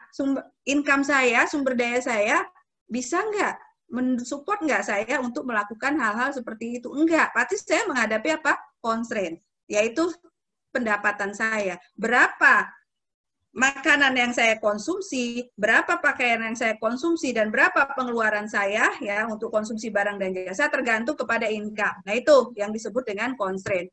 Dan di CGI itu produsen itu sudah menghadapi, sudah ada juga constraint atau pembatasnya, yaitu adalah apa namanya biaya dia, ya, maksimisasi produksi kendala apa biaya, ya, atau dualnya, ya, minimisasi biaya tapi dia hanya bisa menghadapi apa namanya hanya bisa menghasilkan output sekian saja, ya.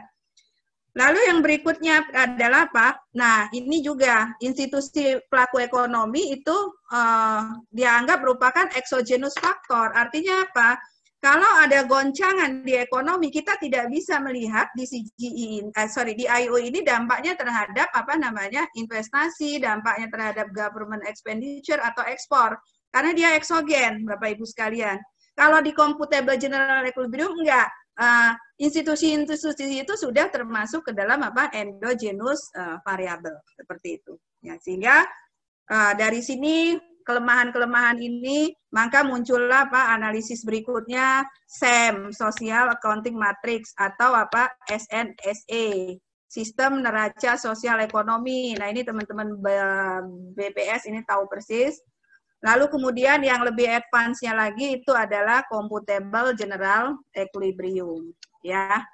Nah, kalau buat pengambil keputusan, itu enaknya kalau dia shock pakai IO, karena apa? Pasti nilainya itu besar-besar ya. Tapi dibandingkan dengan yang CGI, tapi yang nggak gitu. Kita kan tahu bahwa tadi para pelaku ekonomi itu kan menghadapi constraint.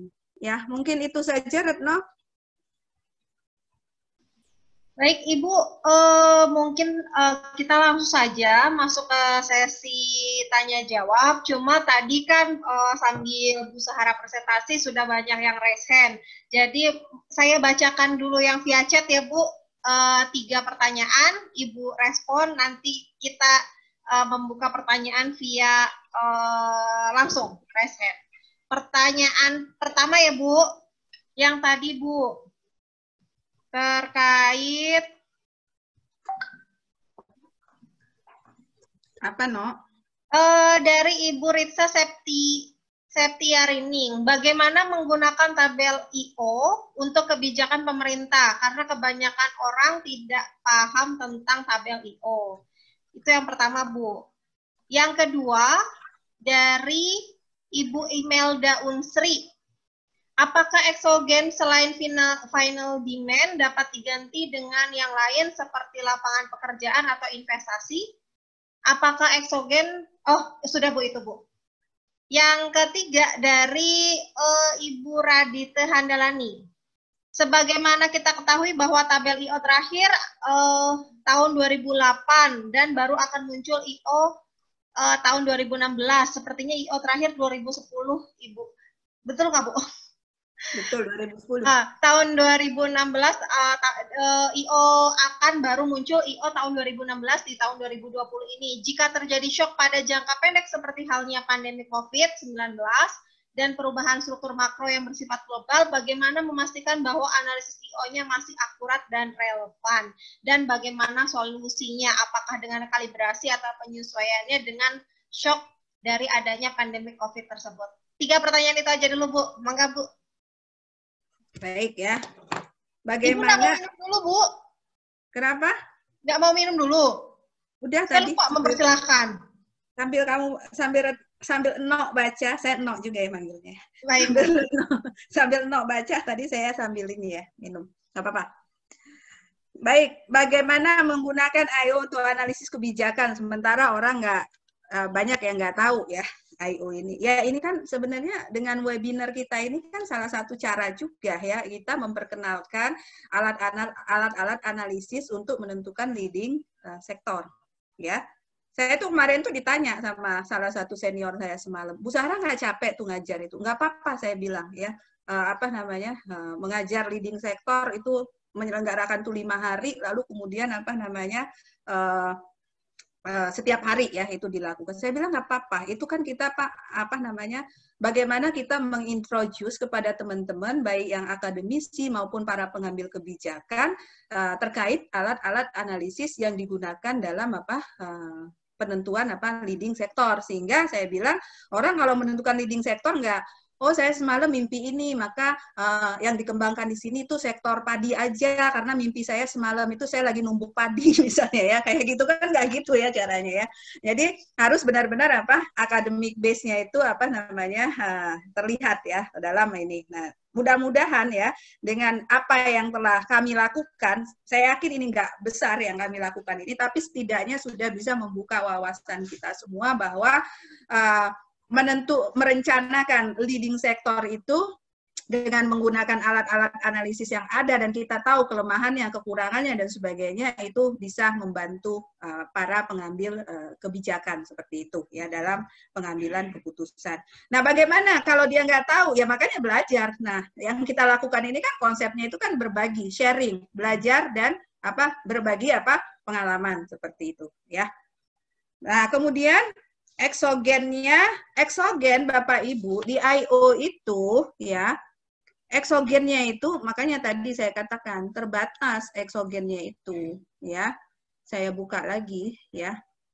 Eksogennya itu adalah F dan V. F-nya itu ya. F-nya itu tadi ini ya.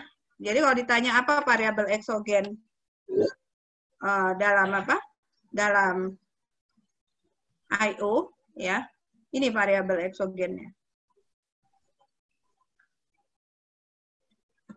Ini ya, konsumsi rumah tangga, konsumsi pemerintah. Kalau dari sisi F, pembentukan modal tetap bruto, perubahan inventory, ekspor barang dan jasa. Ya, ini eksogen dari sisi F. Kalau kita dari sisi V, baca per kolomnya, ini eksogennya. Kompensasi pegawai itu upah gaji ya. Jadi kalau misalnya terjadi buruh misalnya meminta kenaikan upah ya. Nah, dampaknya bagaimana itu bisa ya. Surplus usaha misalnya terjadi kenaikan ini ya. Surplus usaha, kenaikan harga lahan, sewa lahan misalnya ya. Nah, ini kan bisa nih kita shock di sini.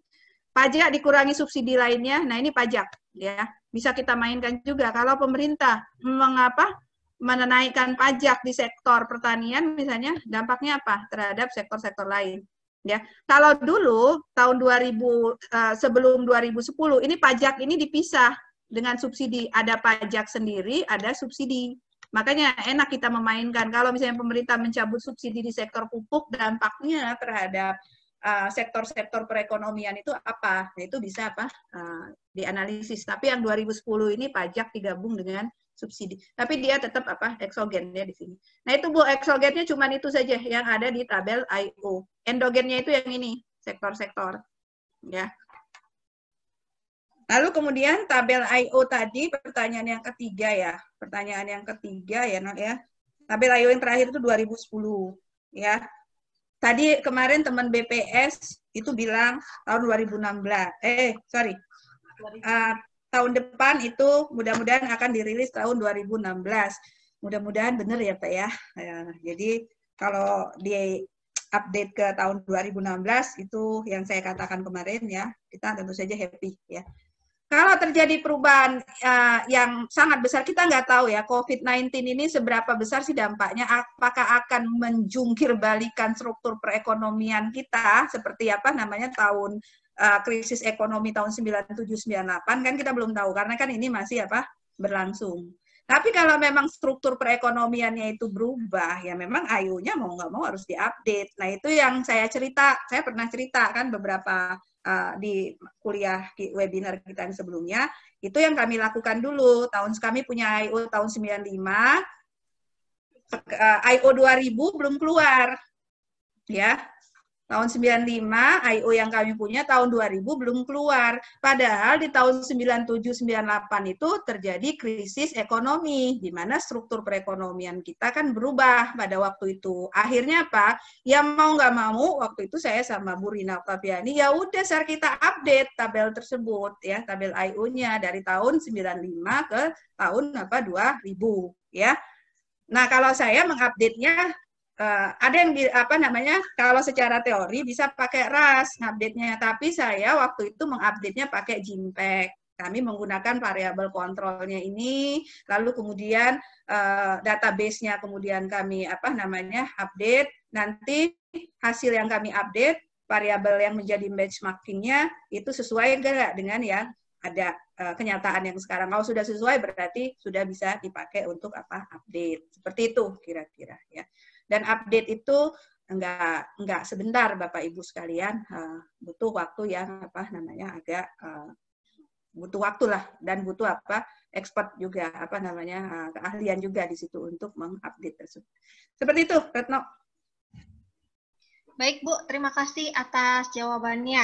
Kemudian ini di partisipan ada yang raise hand, Ibu Indah. Apakah jadi bertanya, Bu? Kamu tadi Pak Made itu mau nanya loh tadi. Jadi Mbak. Oh, mangga Bu. Baik Bu, nanti Bu. Setelah ini Bu. Made mau nanya loh tadi itu, no? Ya, baik Bu. Siapa dulu? Bu Indah, Bu. Oh ya, terima kasih Mbak Retno. Bu Sahara, saya mau tanya nih Bu, ini berkaitan dengan analisis multiplier sama import.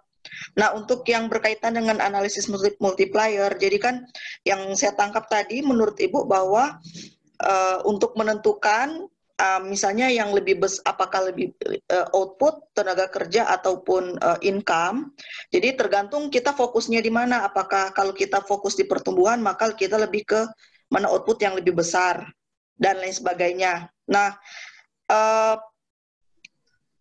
sedangkan kalau menurut saya untuk multiplier tenaga kerja dan income itu kan dia rumusnya tadi kan dikalikan dulu dengan output dulu, multiplier output kemudian dikalikan dengan tenaga kerja, begitupun dengan income, berapa outputnya kemudian dikalikan dengan income. Nah, itu yang ini berarti kan output yang lebih kita tergantung gitu, tenaga kerja dengan income itu tergantung di multiplier output. Nah, kemudian yang kedua Bu, berkaitan lagi dengan multiplier, bahwa untuk mencari multiplier tenaga kerja kan kita memakai data Sakernas tadi. Itu ada di kuadran 3 tadi, di bawah tadi ada data tenaga kerja. Nah, kalau data tenaga kerja kan itu satuannya kan bukan, kan IO pakai satuan misalnya miliar rupiah.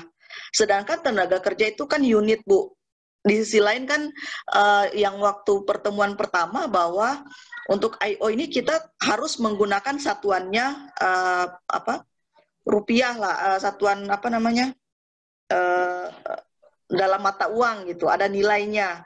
Tapi bukan dalam nilai unit. Nah, kira-kira bagaimana Bu kalau sama dengan tadi sudah dicoba misalnya tenaga. Ya Bu, saya udah dapat poinnya Bu. Oh ya. Oke. Kemudian yang berikut Bu, yang berkaitan dengan import. Nah, di import itu kan ada yang transaksi total itu tadi yang saya lihat untuk komponen importnya itu berada di kuadran 2 di samping ekspor. Nah, itu dia jumlahnya itu, nilainya itu berbeda dengan import pada transaksi domestik yang berada di kuadran 3. Nah, apa artinya itu? Karena kan beda-beda nilainya Bu. Nah, import yang pada transaksi total itu bagaimana cara menginterpretasikan gitu Bu, import yang ada di kuadran transaksi total sama yang di situ. Kemudian Bu, maaf, satu lagi, Yang banyak banget Bu. Yang lain. No, yang multiplier. Jadi Indah dua dulu aja ya. Kasihan yang lain takut pengen nanya. Masih yang tadi saya lupa. Jadi mengartikan kalau misalnya suatu sektor itu multiplier outputnya lebih besar misalnya, itu apa artinya Bu? Maknanya apa? Kemudian kalau lebih besar tenaga kerja, artinya juga apa? Itu aja Bu.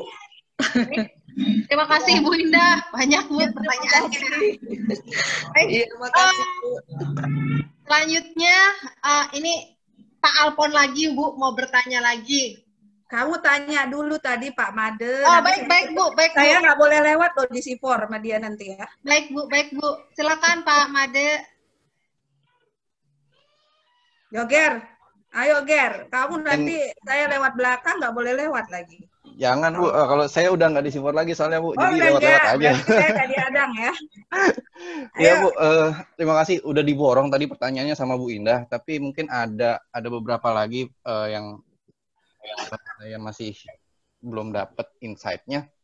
Tadi sempat Ibu mengatakan bahwa biasanya ada trade-off antara ketiga multiplier pendapatan, output, dan tenaga kerja. Itu apa yang menyebabkannya Bu ya? Kok saya nggak bisa dapat logikanya kenapa bisa sampai kalau misalnya multiplier pendapatannya tinggi, multiplier tenaga kerjanya bisa jadi rendah segala macam.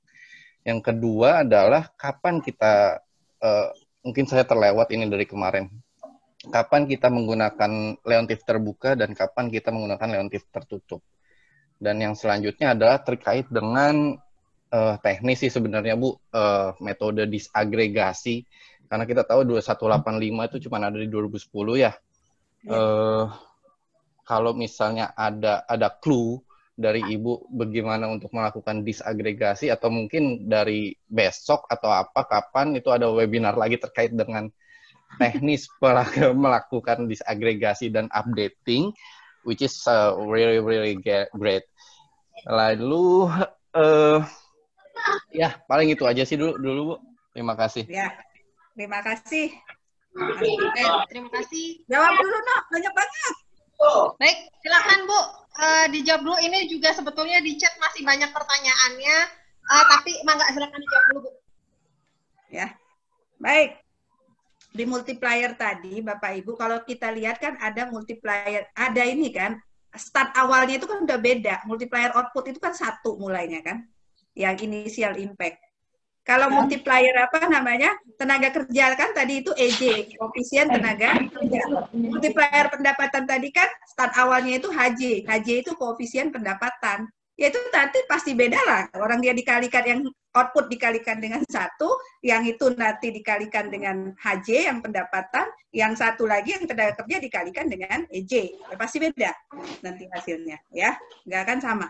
Ya, seperti itu kira-kira. Dan tidak harus selalu output itu harus lebih besar, Bapak Ibu, ya. Bisa jadi pendapatan, ada sektor yang pendapatannya lebih besar. Bisa jadi yang tenaga kerjanya itu ada yang lebih besar. Maka tadi rumus tadi itu coba dilihat satu persatu. Saya tadi hanya bisa menjelaskan HJ, EJ saja. Yang lain-lainnya itu coba bisa dilihat lagi ya. Lalu terkait dengan apa namanya tadi ya. Ya, makanya saya katakan tadi ya, trade-off itu, nah saya itu sudah menjawab pertanyaan Joger juga ya, trade-off tadi itu kan karena trade-off itu bisa terjadi, karena kan start awalnya juga udah beda-beda yang saya sebutkan tadi, Joger di rumus tadi itu ya. Dan tadi saya katakan, idealnya kita kan pengennya itu multiplier outputnya tinggi, multiplier pendapatannya tinggi, multiplier tenaga kerjanya tinggi. Sektor itu yang menjadi leading sektor. Tapi bagaimana, saya itu tadi hanya mengungkapkan kemungkinan saja. Bagaimana kalau ternyata multiplier outputnya itu tinggi, ya, tapi multiplier pendapatannya rendah, multiplier tenaga kerjanya rendah misalnya. Atau sebaliknya, makanya saya katakan, ya, kalau kata guru saya, waktu dosen saya dulu, ya, dosen saya itu Pak Hermanto dan Pak Arif, ya, apa namanya, yang mengajari IO ini, ya. Beliau bilang, ya ini dong, dia bilang, Mbak, tergantung kepada fokus si para pengambil kebijakan itu. Dan saya baca memang seperti itu, ya. Kalau dia fokus kepada growth, pertumbuhan PDB-nya, pertumbuhan sektoralnya itu, ya, maka gunakanlah, ya, dasar pengambilan leading sektor itu dari multiplier output.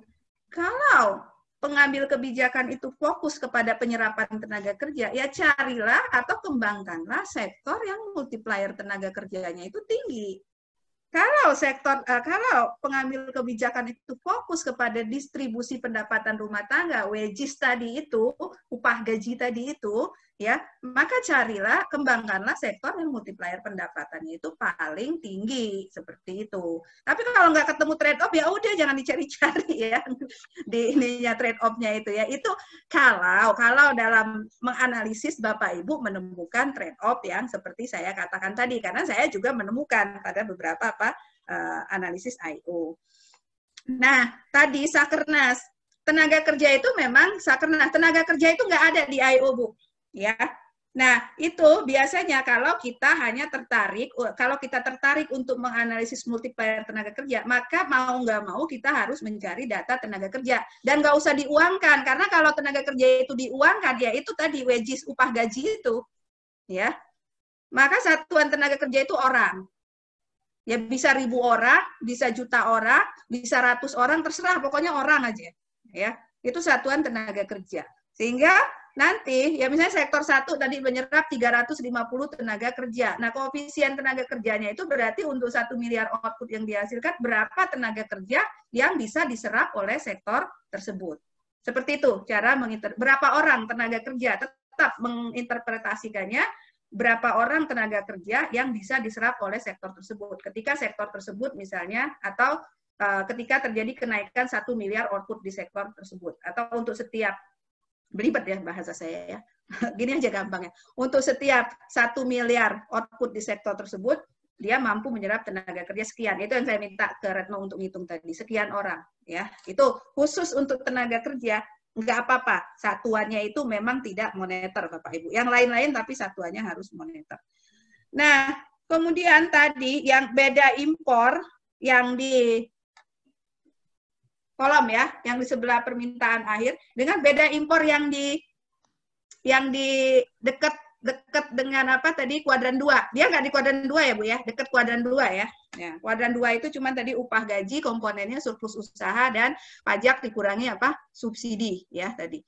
Bedanya Bu, kalau yang di dekat, kalau yang impornya di dekat kuadran 2 tadi, itu adalah impor bahan baku. Ya. Kalau yang impornya di kolom, itu adalah impor barang jadi. Jelas kan? Ya, barang jadi dan barang antara. Itu yang awal saya jelaskan. Ya, seperti itu. Jadi kalau yang diimpor itu benih, ya masuknya ke yang impor yang dekat apa? Kuadran 2. Ya.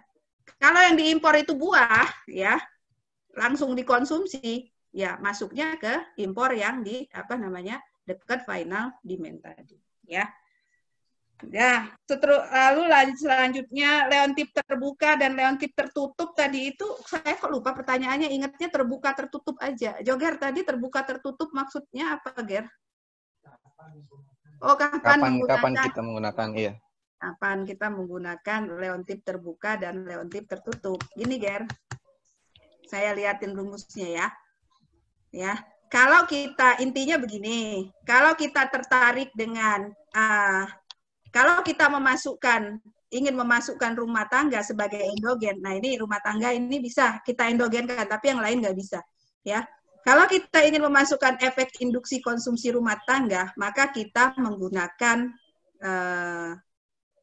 matrik kebalikan leontip tertutup. Tapi kalau kita tidak tertarik melakukan itu, maka kita tidak perlu memasukkan menggunakan matrik kebalikan leontip tertutup. Tapi begini, oh ini kok nggak bisa ini, no, saya mau memperlihatkan ini.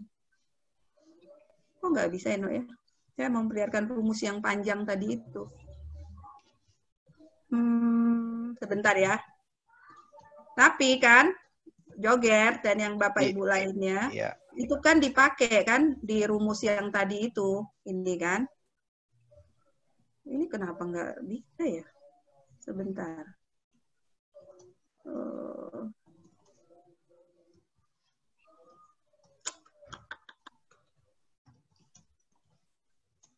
Mana tadi Kuno? Hilang, Ger?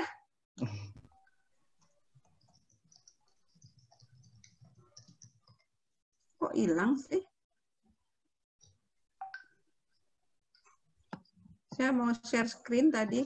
Anyway, tapi kan tadi, oh ini, sorry. Nah ini kan ada nih, Joger ya.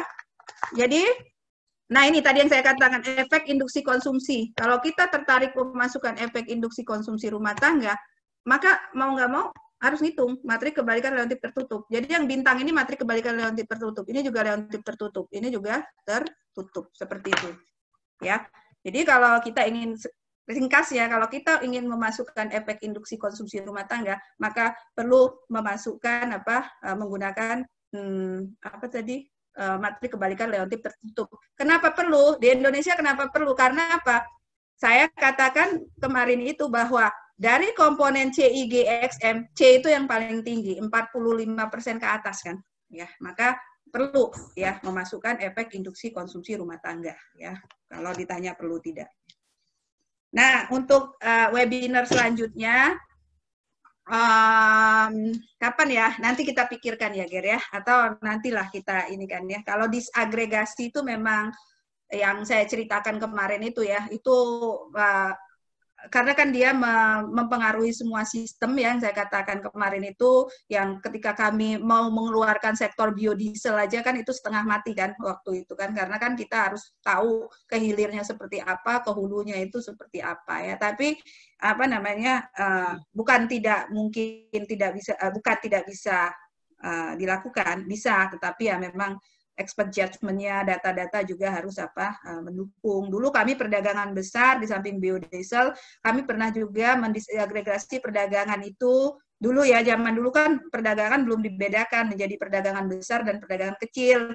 Nah, waktu itu pemerintah ingin melihat peran UMKM. Nah, sehingga waktu itu kami mendisagregasi di CGI-nya itu, di data tabel IO-nya itu, perdagangan itu jadi dua, perdagangan besar dan perdagangan kecil, seperti itu. Ya. Next webinar ya mungkin kita istirahat sebentar, nanti baru kita pikirkan lagi. Silahkan, No. Baik, Bu. Kita lanjut lagi ya, Bu ya. Satu sesi lagi dari yang chat ke admin ya, Bu. Yang pertama, Bu, yang selanjutnya, pertanyaan selanjutnya.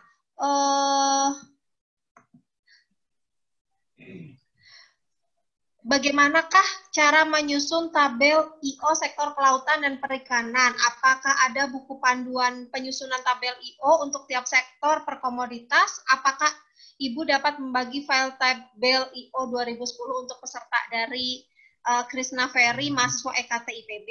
Kemudian jauh, Bu, dari Surabaya.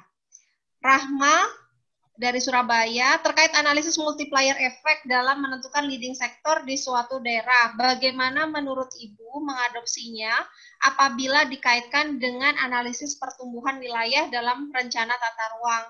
Apabila tadi Ibu katakan ada trade-off hasil analisis dalam tiga komponen. Ulangin yang kedua. Yang kedua, sebentar, apabila tadi Ibu katakan ada trade-off hasil analisis dalam tiga komponen dimaksud, lalu apabila dengan keberadaan trade-off tersebut, apabila decision making mempertimbangkan setengah komponen saja yang multiplier efeknya besar, maka apakah tidak menimbulkan dampak pada keputusan yang diambil, khususnya dalam konteks pengembangan wilayah atau tata ruang, seperti itu, Bu.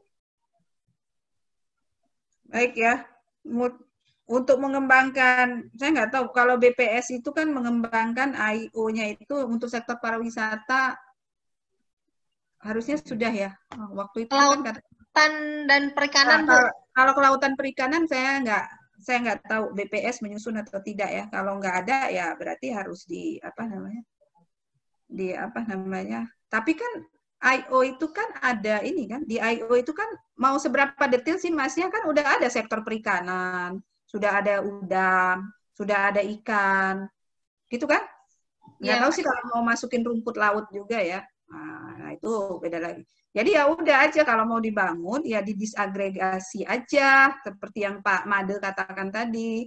Jadi masukkan sektor yang memang belum ada, ya, sektor kelautan yang memang belum ada dan dipandang perlu. Ya kalau memang nggak perlu ya nggak usah di desagregasi, cukup kalau misalnya cukup perikanan, udang, ikan, lalu industri pengolahan ikan dan sebagainya dirasa ini, lalu kemudian ada jasa kelautan. Ya, kalau itu dipandang cukup ya ini, tapi kalau enggak ya didisagregasi lagi, Pak. Saya nggak punya bukunya, Pak. Saya cuma punya buku yang saya saja ya. Yang apa namanya yang sudah saya share ya kemarin itu ya. Kalau buku tentang cara menulis tabel I/O, menyusun tabel I/O, saya kira bisa dicari di BPS saja. Ya nggak tahu BPS itu ini enggak, karena kan BPS yang menyusun tabel I/O di Indonesia ya. Saya apa namanya hanya punya yang ini saja, Pak. Perencanaan, analisis input-output, perencanaan sektor unggulan. Oh iya, saya lupa. Tadi itu sebenarnya ya, mungkin next aja ya. Sebenarnya ya, di I/O ini ya, yang apa namanya, tadi sebenarnya saya mau demo dikit, kalau waktunya cukup ya, tadi itu ya. Pakai IOW, tapi ternyata waktunya nggak cukup. Kalau di IOW itu nanti kita bisa masukin, Bapak Ibu nggak perlu tahu, nggak perlu pakai Excel manual seperti tadi, nanti langsung keluar apa hasil-hasilnya seperti itu ya kira-kira. Tapi nanti kalau mau baca aja di buku saya bagaimana cara mengoperasikan IOW tersebut ya. IOW itu kayaknya update GRIMP ya itu ya. Kalau GRIMP under DOS, kalau IOW itu sudah bisa digunakan dengan menggunakan apa namanya, sudah under window ya, namanya juga IOW ya, W-nya itu window ya, itu bisa dipakai di situ ya. Ya memang nggak akan cukup, demonya 30 menit nggak cukup, karena kan kita harus ngajarin dulu ngentry data, buka itu, lalu kemudian setelah itu buka file ini, itu, dan sebagainya. Emang nggak cukup sih, memang kalau saya di ini biasanya sama mahasiswa itu 3 kali pertemuan, 2 kali teori, 1 kali itu baru apa namanya, 1 kali itu baru khusus untuk mempelajari. Udah next aja lah itu, next webinar aja kalau kita ada ini ya, ada waktu ya. Kira-kira seperti itu. Nanti mungkin next webinar kita fokus kepada cara how to operate, bagaimana cara mengoperasikan IOW ya, seperti itu. Dan kalau teori kan Bapak Ibu sudah tahu ya teorinya. Kalau sehingga nanti bisa fokus langsung ke klik-klik di IOW tersebut. Seperti itu kira-kira. Oh, tadi itu ya, trade-off, apakah nanti akan menimbulkan keresahan trade-off? Ya, makanya tadi saya bilang, ya tergantung mau fokus kemana. Kalau memang tadi yang dia kalau dia mau menyerap tenaga kerja banyak, ya sebenarnya udah dijawab sih tadi itu. Ya nggak ada salahnya, dibilangin aja bahwa kayak mengembangkan sektor ini karena memang sektor inilah yang mampu menciptakan tenaga kerja yang tinggi. Daripada misalnya banyak pengangguran, banyak pengangguran nanti tingkat kriminalitas juga kan akan meningkat. Nggak apa-apa mungkin dikatakan juga, disosialisasikan ke DPRD, ke masyarakat sekitarnya, bahwa slow down dikit nggak apa-apa pertumbuhan ekonomi kita, tapi kan penyerapan tenaga kerjanya banyak. Ya, daripada kita fokus ke pertumbuhan ekonomi, tetapi ternyata banyak yang nganggur. Ya, nah itu kan social impact-nya kan menjadi apa namanya tidak terkontrol. Seperti itu kira-kira, Retno. Baik, Bu. Terima kasih banyak Bu Sahara atas jawaban pertanyaan-pertanyaannya. Sebetulnya masih banyak yang ingin bertanya, Bu, di chat sudah banyak. Cuma karena mengingat waktu sudah 5.32, sebentar lagi sudah mau maghrib, sepertinya pertanyaannya kita akhiri saja ya, Bu ya. Nggak apa-apa ya, Bu?